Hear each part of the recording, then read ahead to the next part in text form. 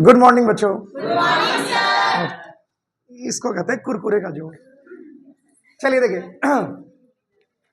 कल हम लोग पढ़ रहे थे फर्टिलाइजेशन, ठीक है। और फर्टिलाइजेशन का जो पहला पार्ट था, ठीक है, जो पहला स्टेप था उसमें क्या था, क्या था? फर्टिलाइजेशन में हमने 4 स्टेप्स लिखे थे ना, ठीक है। तो उसमें पहला जो था वो क्या था? एंट्री ऑफ स्पर्म था। इतना तो याद रखो, एंट्री ऑफ स्पर्म था, ठीक है ना। चलिए ध्यान दीजिएगा।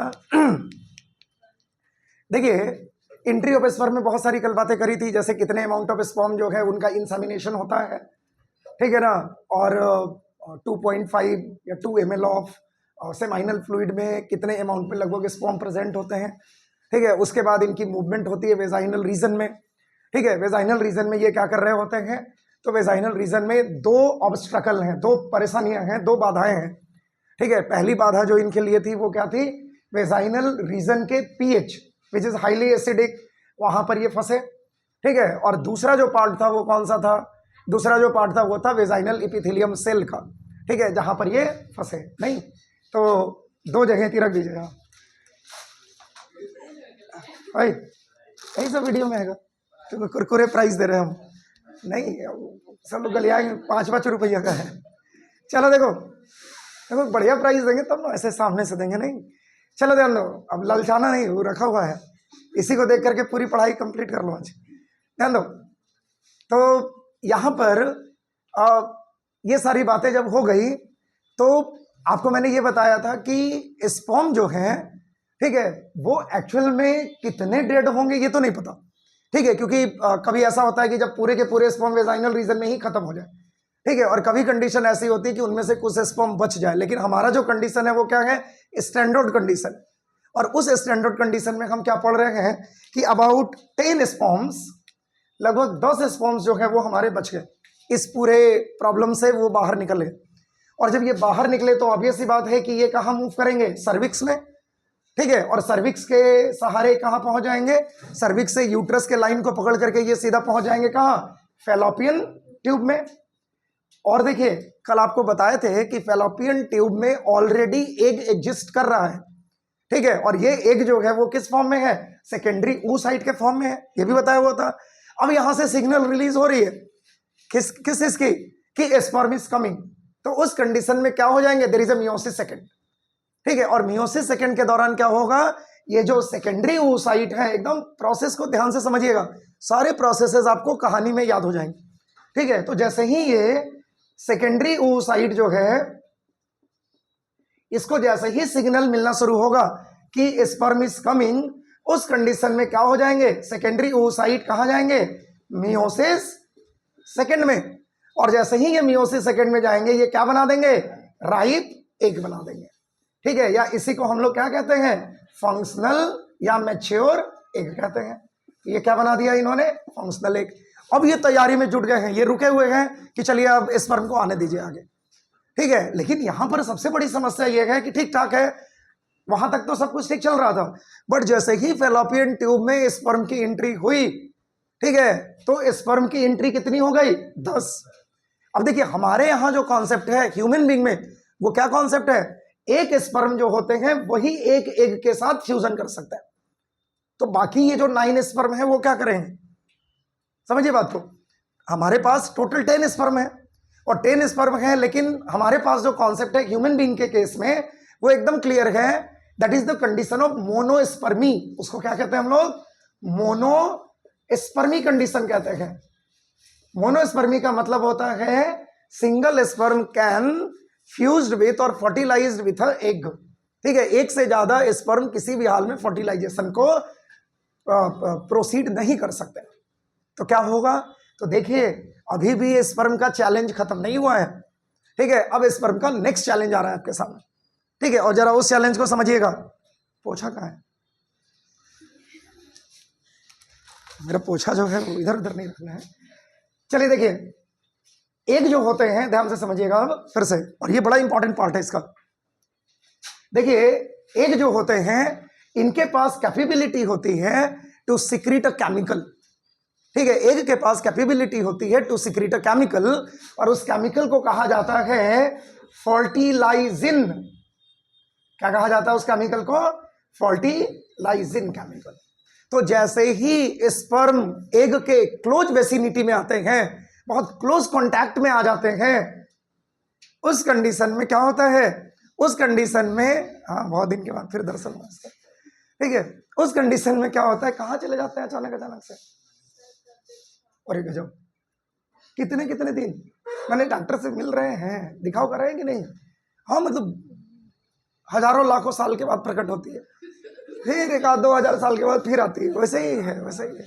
वैसे ही एक नागा बिघा में लड़का है, उससे जब पैसा मांगो गायब, फिर 2-3 महीने के बाद फिर प्रकट हो जाता है वापस, ठीक है। अच्छा, फिर उससे जैसे आज आया 2 महीने के बाद, मैं भी परेशान हूँ, बाकी सर भी परेशान है, किसी को पैसा नहीं दिया। अब फिर मांगे आज कि आज पैसा, सर कल देंगे, तो बच्चा लोग हंसने लगा। मैंने कहा कल देखना, ही नहीं आएगा, नहीं आएगा, एकदम नियम से नहीं आएगा। ये तो बेचारी पैसा दे करके गायब होती है, ठीक है। ये तो एक बार पैसा दे देती है 1 महीने का, उसके बाद हजारों महीने गायब, फिर उधर से दूसरे महीने में प्रकट हो। पढ़ लेना है, पढ़ लेना, नहीं 12 है, थोड़ा सा देखिए, थोड़ा सा ध्यान दीजिएगा तो पढ़ लीजिएगा। नहीं, चलिए वापस आते हैं। अचानक से दर्शन हो गया इसलिए मैंने पूछ लिया ये वाली बात, ठीक है। और कभी कभी वाले लोगों से बड़ा मैंने आत्मा जिसको कहते हैं ना तृप्त हो जाना, कि हाँ आज बच्चा आया है क्लास में कम से कम, ठीक है। चलिए देखिए, बाकी ये लोग तो रो जाते हैं, ठीक है। हाँ देखिए, ध्यान दीजिएगा वापस से, फर्टिलाइजिंग केमिकल को ये सिक्रेट करता है। और ये जो फर्टिलाइजिंग केमिकल होते हैं, ये कब सिक्रेट हो रहे हैं? जब स्पर्म बहुत क्लोज कांटेक्ट में आ जा रहा है टू द एग। इसमें किसी को डाउट है? अब ध्यान दीजिएगा एक और बात, देखिए स्पर्म का जो हेड होता है ना, स्पर्म का जो हेड होता है, यहां पर कुछ स्पेसिफिक साइट्स होते हैं। क्या प्रेजेंट होते हैं? कुछ स्पेसिफिक साइट्स। और उस साइट्स को क्या कहा जाता है? उसको कहते हैं एंटी फर्टिलाइजिन साइट। क्या कहते हैं उसको? Anti fertilizin site. आप कह सकते हैं it is a kind of receptor. Receptor बताए थे ना, रिसेप्टर का मतलब होता है जहां पर कि किसी पर्टिकुलर प्रोटीन या केमिकल की बाइंडिंग होती है सेलुलर सिस्टम में। रिसेप्टर का मतलब क्या होता है? जहां पर पर्टिकुलर टाइप के केमिकल या एंजाइम्स की बाइंडिंग होती है, वो बाइंडिंग की जगह फिक्स है। समझ में आ रहा है ना? तो वो जो बाइंडिंग की जगह फिक्स होती है उसको हम लोग क्या कहते हैं? रिसेप्टर मॉलिक्यूल कहते हैं। और इसी रिसेप्टर को हम लोग क्या कहते हैं? एंटी फर्टिलाइजिन साइट कहते हैं। अब देखिए, ये एंटी फर्टिलाइजिन साइट वो क्या है? केमिकल वो केमिकल क्या है? फर्टिलाइजिन।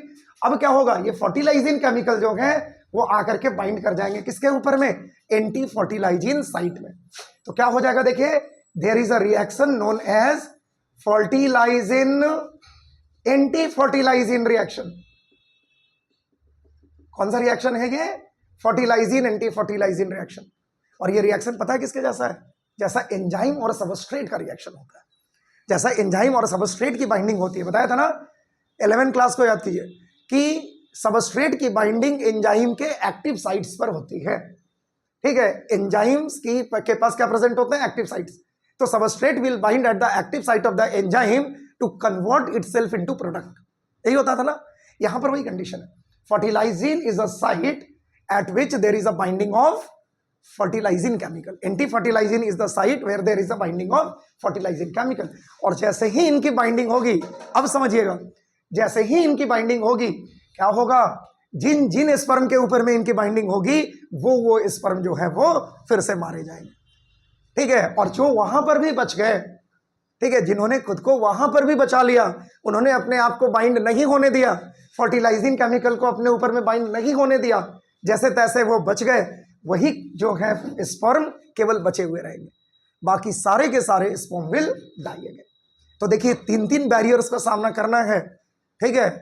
आप समझिए कि अभी जीवन की शुरुआत नहीं हुई है, ठीक है। और जीवन की शुरुआत होने से पहले, ठीक है, स्पर्म को 3 बैरियर्स क्रॉस करने हैं। वेजाइनल वॉल का बैरियर, जहां पर वेजाइनल एपिथेलियम है जो फैगोसाइटोसिस के लिए तैयार है। दूसरा जो पार्ट है वो क्या है? दूसरा जो है वो क्या है? वेजाइनल रीजन, जिसमें कि पीएच की कंडीशन अवेलेबल है, एसिडिक पीएच है, उनसे बचाव करना है। और फाइनली जब इन सब से बच गए तो भी अभी पिंड नहीं छूटा है, तो भी अभी एक और बैरियर आपके सामने अवेलेबल है स्पर्म के सामने, और वो बैरियर क्या है? फर्टिलाइजिंग केमिकल का। अगर यहां से स्पर्म खुद को बचा लिए तो आगे के प्रोसेस में पार्टिसिपेट करेंगे। ठीक है, और अगर ये नहीं बचा पाए तो सारे के सारे स्पर्म खत्म, सिंपल सी बात है। तो यहां पर हम फिर ये मान करके चल रहे हैं, क्योंकि हम बार बार कह रहे हैं कि हम एक स्टैंडर्ड कंडीशन लेकर के चल रहे हैं, और स्टैंडर्ड कंडीशन ये है कि हमारे पास स्पर्म बचे, बाकी मरे, कुछ बचे। अब देखिए, मेरे लिए एक बहुत हल्का सा कंडीशन ये होता कि मैं सीधे कह देता कि देखो 9 स्पर्म जो है वो मर गए, ठीक है, 9 sperm will die, only 1 will save. तो मेरे लिए बहुत आसान हो जाता है ये समझाना कि एक स्पर्म है, एक एग है, स्पर्म और एग आपस में फर्टिलाइजेशन में पार्टिसिपेट कर जाएंगे। लेकिन मैं इसको थोड़ा सा और कॉम्प्लिकेटेड बना रहा हूं, और वो कॉम्प्लिकेशन ये है कि हमारे पास 2 से लेकर के 3 या 4 स्पर्म जो है वो जिंदा बच गए। अब क्या होगा? अब तो कोई बैरियर नहीं है, जितना बैरियर था वो सब निपट गया, लेकिन फिर भी 3-4 स्पर्म ने अपने आप को बचा लिया, यानी एक से ज्यादा स्पर्म ने खुद को बचा लिया। और अभी जस्ट आपको एक कॉन्सेप्ट दे चुके हैं कि 1 egg can penetrate 1 sperm, oh sorry उल्टा बोल दिया, sorry 1 sperm can penetrate 1 egg. ठीक है, मोनोस्पर्मी की कंडीशन है हमारे पास, पॉलीस्पर्मी की कंडीशन हमारे पास अवेलेबल नहीं, यानी एक से ज्यादा स्पर्म की कंडीशन अवेलेबल नहीं होती है फॉर द फर्टिलाइजेशन। इसमें किसी को डाउट है? तो यहां तक की जो प्रोसेस है वो क्या है हमारा, यहां तक की जो प्रोसेस है वो है आपका एंट्री ऑफ स्पर्म। यहां तक में दिक्कत नहीं है? चलिए, तो ये पहला प्रोसेस आपका निपट गया। चलिए, अब हम लोग बात करेंगे दूसरे प्रोसेस के। दूसरा प्रोसेस क्या था हमारे पास? दूसरा प्रोसेस था penetration of sperm to the egg. ठीक है, दूसरा क्या है आपका? Penetration of sperm, penetration of sperm to egg.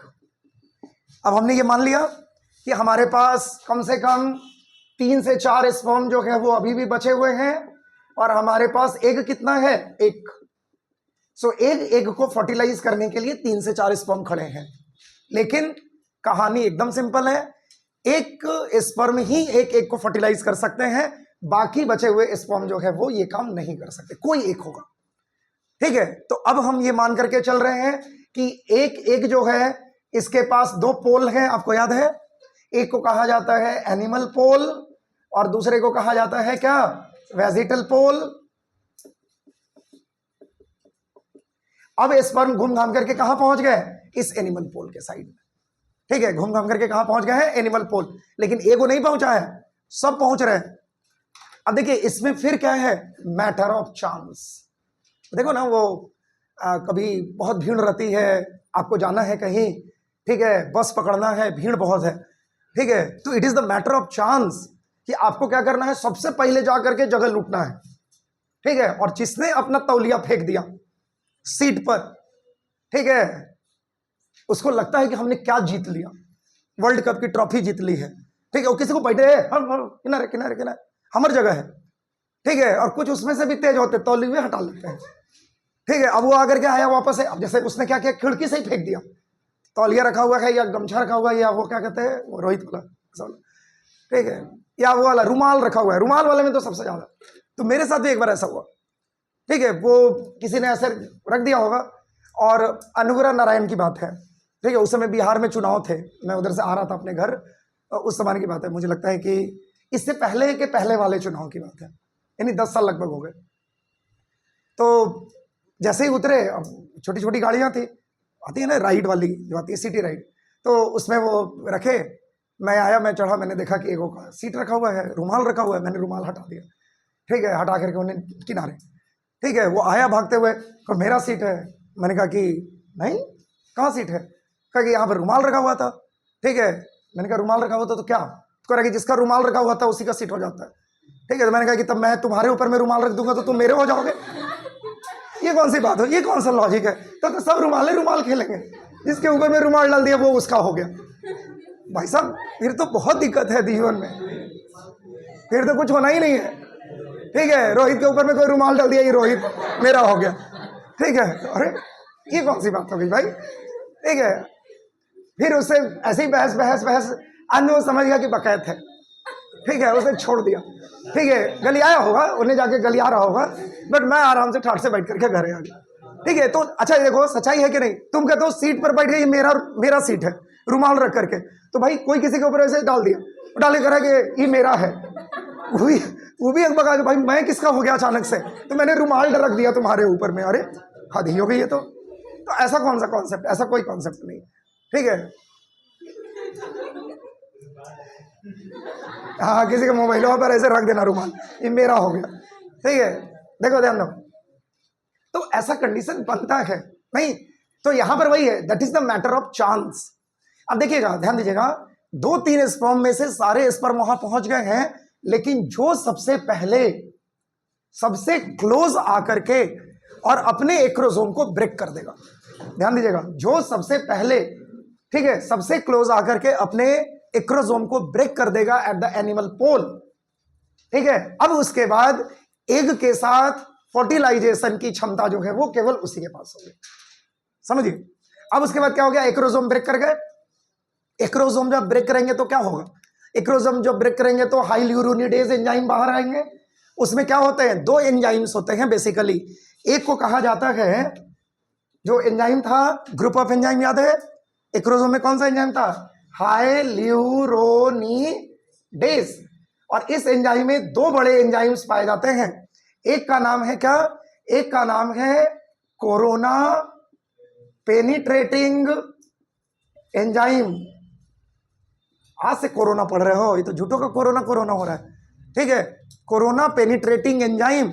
और दूसरे का नाम है जोनालाइसिन। देखिए ध्यान दीजिएगा, ध्यान देना, ये कोरोना पेनिट्रेटिंग एंजाइम जो होते हैं वो क्या करते हैं, जो आउटर लेयर है जिसका नाम है कोरोना रेडिएटा, ठीक है, उसको ये क्या करते हैं, लोकल लेवल पर डिसॉल्व करते हैं। और उसी के जस्ट सामने का जो एरिया होता है किसका, नेक्स्ट लेयर का, उस लेयर को क्या कहते हैं, जोना पिल्यूसिडा। उस लेयर को भी लोकली डैमेज किया जाता है, डिसॉल्व किया जाता है। और उसके बाद क्या हो गया, एक्रोसोम खत्म हो गए, ठीक है, टेल जो है वो खत्म हो गए। अब उसके बाद केवल और केवल हेड का निचला हिस्सा जिसमें न्यूक्लियस है और जिसमें मिडिल पीस है, ठीक है, वो दोनों क्या हो गए, इंटर। लेकिन देखिए तीसरा लेयर के बारे में तो हमने कुछ बोला ही नहीं, ठीक है। और वो तीसरा लेयर क्या था, प्लाज्मा मेम्ब्रेन या विटेलाइन मेम्ब्रेन। देखिए विटेलाइन मेम्ब्रेन का कॉन्सेप्ट ये नहीं है कि उनको एंजाइमेटिक तरीके से डैमेज किया जाता है, ठीक है, वो एंजाइम के तरीके से डैमेज नहीं होते। तो क्या होता है उनका, तो हेड ऑफ द स्पर्म जो होते हैं वो उनको अपलिफ्ट करते हैं। जैसे नहीं होता, ये शटर है, शटर को हमने ऐसे उठा लिया, ठीक है, या कोई ऐसे पर्दा वर्दा है, पर्दे को हमने ऐसे उठा लिया, करते हैं ना ऐसा, ठीक है, अंदर घुसने के लिए। बस वैसा ही कंडीशन है कि वो क्या करते हैं, इट इज समथिंग लाइक अ पर्दा। वो क्या करते हैं, वो अंदर ऐसे जाते हैं और जाकर के अपने आगे के हिस्से से और मिडिल पीस के सहारे क्या करते हैं, उसको ऐसे हल्का अपलिफ्ट कर लेते हैं और अपलिफ्ट करके क्या करते हैं, घुस जाते हैं, समझ में आ रहा है। और घुस करके वो सीधे कहां चले गए, अंदर में, ठीक है, कहां चले गए, अंदर में। That is the condition of penetrating of sperm. अब यहां से ये मूव कर रहे हैं, साइटोप्लाज्म है, साइटोप्लाज्म में ये मूव करते करते करते करते कहां पहुंच गए, न्यूक्लियस तक। और आपको याद है कि एक तो यहां पर डेंस साइटोप्लाज्म नहीं होते और दूसरा कि न्यूक्लियस से इनकी डिस्टेंस भी कम होती है इस पोल की, तो वो सीधे सीधे कहां पहुंच जाते हैं, उस पर्टिकुलर पॉइंट पर, ठीक है। यानी एग के जो न्यूक्लियस है उनके बिल्कुल समीप पहुंच जाते हैं। और जैसे ही ये समीप पहुंचते हैं दूसरा प्रोसेस जो है वो एंड कर जाता है। किसी को दिक्कत? अब देखिए, अब एक चीज सोचिएगा, जो चीज आपको सोचने के लिए हम कह रहे हैं।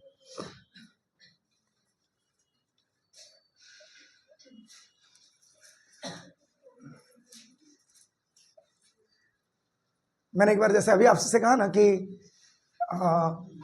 सोचिएगा एक बात, अभी बता रहे हैं, तो मैंने जैसे ही बोला था सर 2019-20 की बात है, तो एक बच्चा करे जहां सोच वहीं शौचालय, ठीक है, तो है ना, वो स्लोगन है एक्चुअल में, ठीक है, वो मोदी सरकार का जो स्लोगन है वो यही है, जहां सोच वहां शौचालय, ठीक है। मतलब सोच बदलेगी तब जाकर के घर में शौचालय बनेंगे।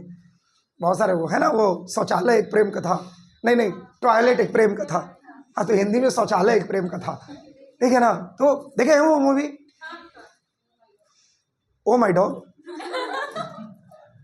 वो अलग मूवी है, ठीक है, ये अलग मूवी है, सबको घुमा फिरा, ठीक है। नहीं तो फिर वही कहानी हो जाएगी, देख रहे हो ना विनोद, क्या बोल रहे हैं ये लोग, देखो, हाँ, मतलब विनोद इतना फेवरेट किरदार हो गया है, ठीक है। और उसका जो चौथे नंबर का जो डायलॉग है वो तो जबरदस्त है, ठीक है, हम गरीब हैं लेकिन गद्दार नहीं, एगो लड्डूये तो खाए हैं, ठीक है, कोई जीतेगा तो हम एगो लड्डू खा सकते हैं, इसमें हम गद्दार कहां से गिने जाएंगे।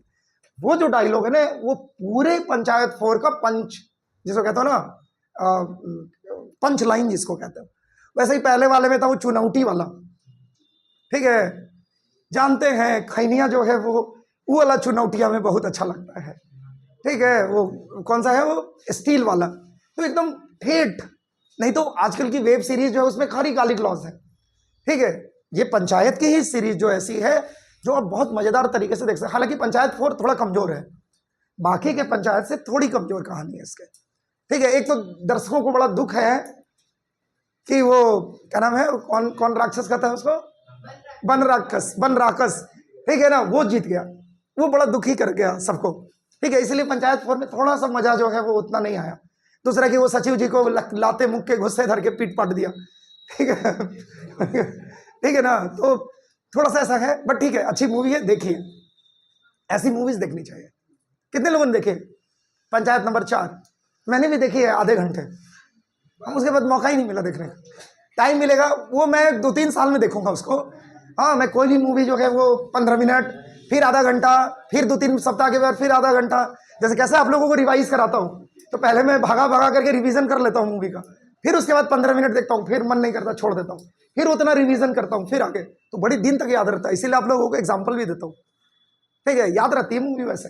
चलिए वापस आते हैं, हर चीज़ का रिवीजन कीजिए, चाहे वो पढ़ाई हो चाहे वो मूवी, समझ रहे ना विद्या जी? हाँ जी, ठीक है, बहुत अच्छा। चलिए वापस आते हैं, तीसरे नंबर को जरा देखिए, अब ध्यान दीजिएगा, सोचिए, ऐसा वाला नहीं सोचना है, बढ़िया से सोचना है। चलिए देखिएगा, हाँ मतलब ठीक है, ध्यान देना। तीसरा जो है वो सबसे इंपॉर्टेंट पार्ट है इसका, that is the cortical reaction. देखिए क्या सोचने के लिए हम आपसे कह रहे हैं, अगर एक स्पर्म जो है उसने अगर जगह बना दी है, ध्यान से समझिएगा, अगर उसने मान लीजिए कि ये है और ये है, ध्यान से समझिएगा, ध्यान से समझिए, ये मान लीजिए 3 लेयर है, अभी हम बहुत रफली बना रहे हैं। ये मान लीजिए कि कोरोना रेडियाटा है, ये जो है वो क्या है, जोना प्लूसिडा है, और ये वाला रीजन हम मान करके चल रहे हैं क्या है, वेटेलाइन मेम्ब्रेन है। तो इसके लिए तो इन्होंने डिसॉल्व कर दिया इस रीजन को, सपोज, ठीक है ना, इस रीजन को नहीं करो, मान लो इस रीजन को करो, इसने इसको डिसॉल्व कर दिया, इसने इस रीजन को भी डिसॉल्व कर दिया, इसको तो उठा सकते हैं। तो अगर एक स्पर्म ने जगह बना दी है और अंदर घुस गया है, तो दूसरे स्पर्म के लिए भी तो जगह बन गई है।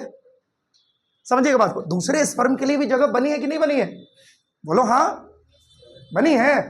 ये बात समझ में आ रही है कि नहीं? तो अगर दूसरे तीसरे चौथे स्पर्म के लिए बनी है तो कोई भी स्पर्म इंटर कर सकता है, फिर तो परेशानी वही रह गई, ठीक है। भले ही पहला स्पर्म जो है वो पहले इंटर करेगा, लेकिन दूसरा तीसरा स्पर्म को भी आप रोक नहीं सकते हो। क्यों? क्योंकि जगह तो बनी हुई है। अब याद करो एक मूवी फिर से, और उस मूवी का नाम है, सलमान खान वाली मूवी है, क्या नाम है, बजरंगी भाईजान।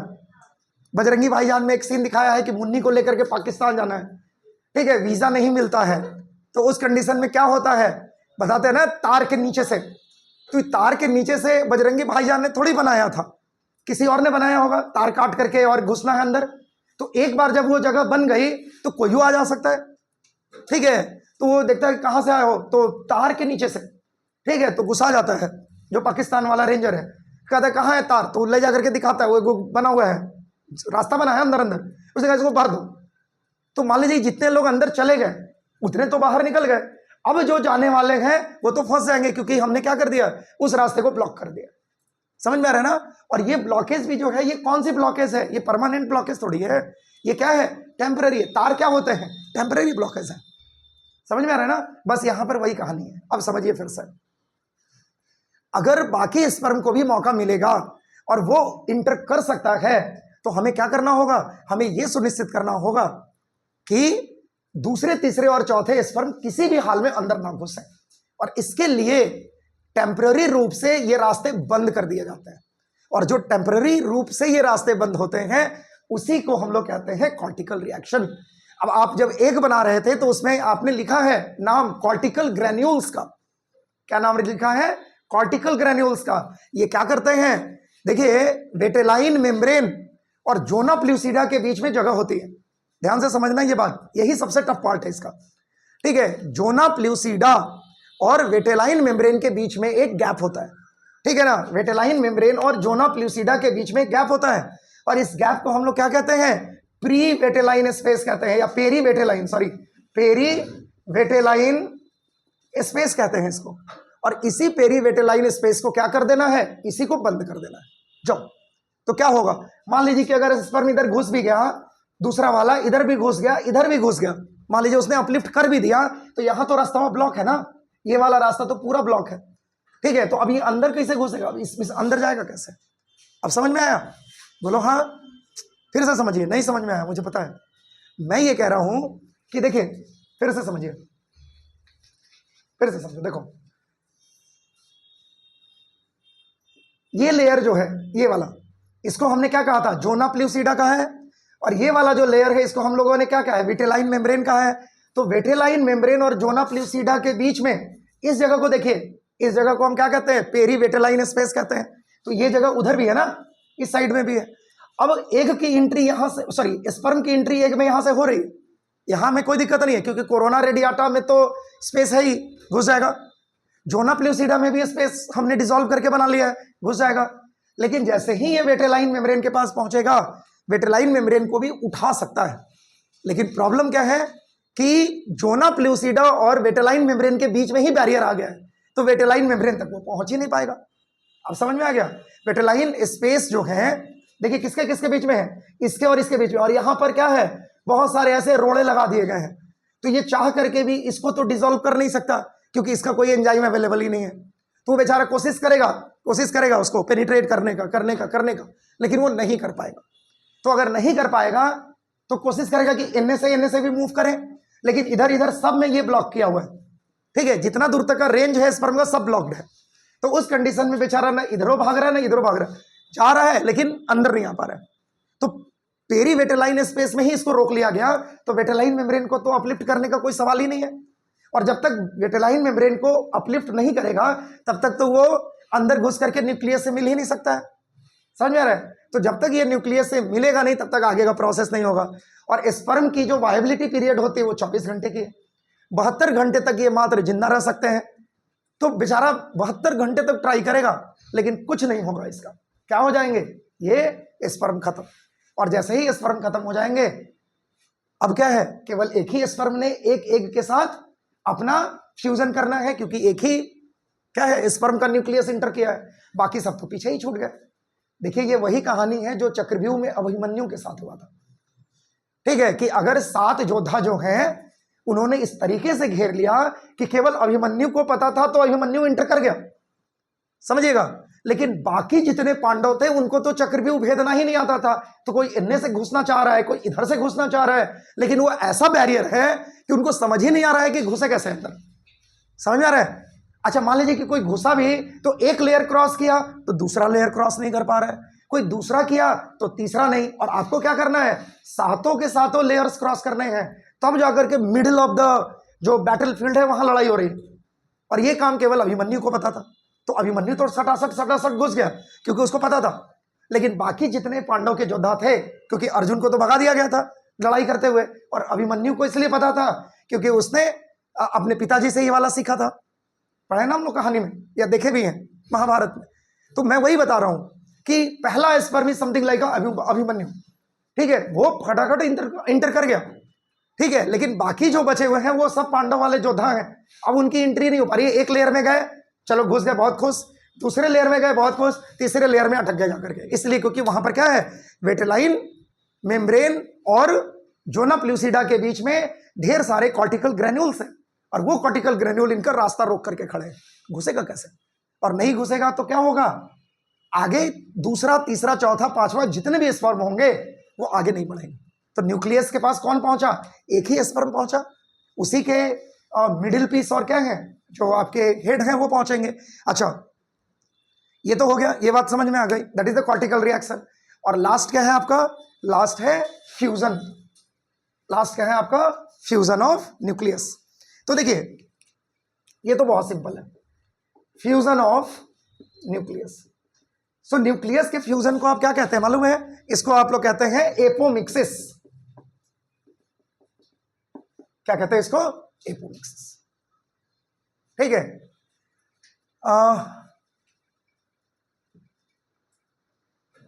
गलत नाम लिख दिया, सॉरी, एपोमिक्सिस नहीं, सॉरी, इसको हम लोग कहते हैं एम्फीमिक्सिस। टर्म में थोड़ी सी प्रॉब्लम हुई थी, मैंने सुधार दिया। इसको हम लोग कहते हैं amphimixis, mixing of male and female nucleus. ठीक है, अब ध्यान दीजिएगा, थोड़ा सा और बचा हुआ है, बस 5 मिनट के लिए ध्यान दीजिए। अब यहां पर कंडीशन क्या बन रही है, जरा सीखिए। देखिए, मिडिल पीस से और हेड के साथ तो पहुंच गए हैं स्पर्म, कहां, बिल्कुल close in contact to the egg nucleus, लेकिन अब मिडिल पीस का काम खत्म है। ठीक है, तो मिडिल पीस जो है वो बाहर, अब जो बचा वो केवल और केवल क्या है, वो केवल और केवल एग का न्यूक्लियस है। और एग का जो न्यूक्लियस होता है उसके पास क्या है, स्पर्म का न्यूक्लियस है, और स्पर्म के न्यूक्लियस के पास क्या होता है, 23 क्रोमेटिन।